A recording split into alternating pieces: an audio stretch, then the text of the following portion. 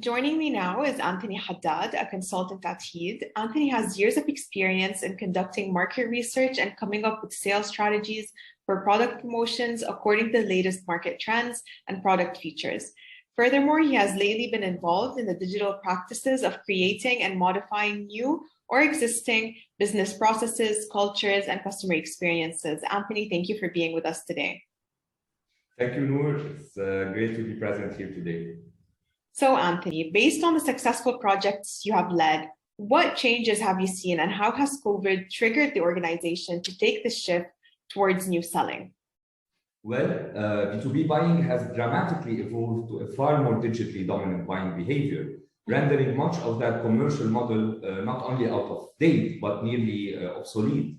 What's remarkable about this is that the transformation isn't driven by businesses, but rather it's directed by the customer.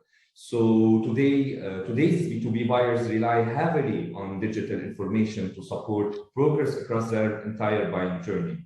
If we take an example and look at data from Gartner research, in a pre-pandemic survey of B2B customer stakeholders involved in complex solution purchases within their organization, customers reported spending only 17% of their total buying time interacting directly with sales team.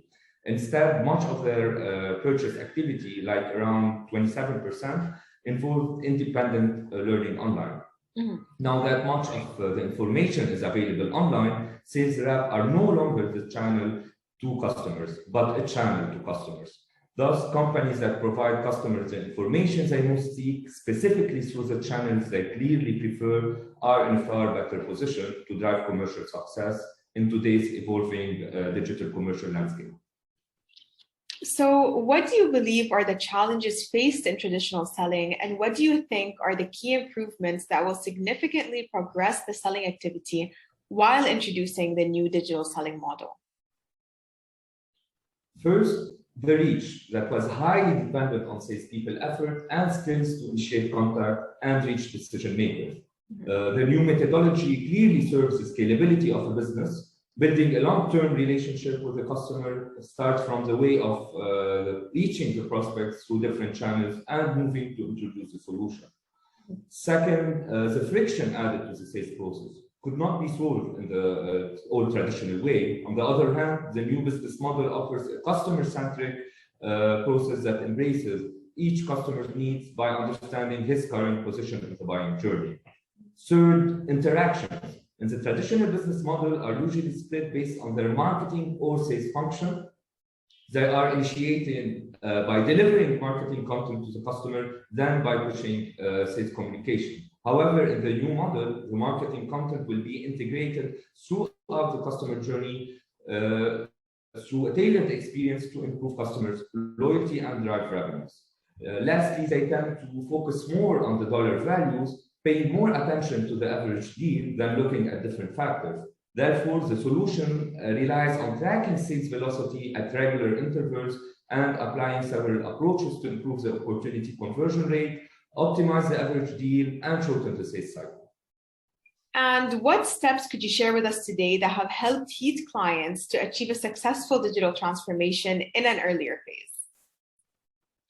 Based on the previous milestones achieved with Heed clients, my advice for a successful transformation path would be do not fall prey to the rapidly changing technologies and innovation in the business world. And in order to adapt successfully, you need to adopt a long-term strategy. One of the most measures as well to improve the customer experience and boost revenues is to create an end-to-end customer journey and based on today's customer perceptions, demands, and behavior. They should begin with a detailed design thinking strategy and process, followed by the definition and conceptualization of the requirement, then investigate the most efficient options based on their findings, either integrate existing technologies or develop new ones with adequate prototyping, testing, and implementation. Right, and I encourage everyone to read your article titled Integrating Technology Without Killing the Human Element in the B2B Sales to really get an in-depth look at the main steps required to launch your B2B digital transformation and how to create a long-lasting, successful transformation journey. So thank you so much, Anthony, for being with us today. Thank you, Noor. It's always a pleasure.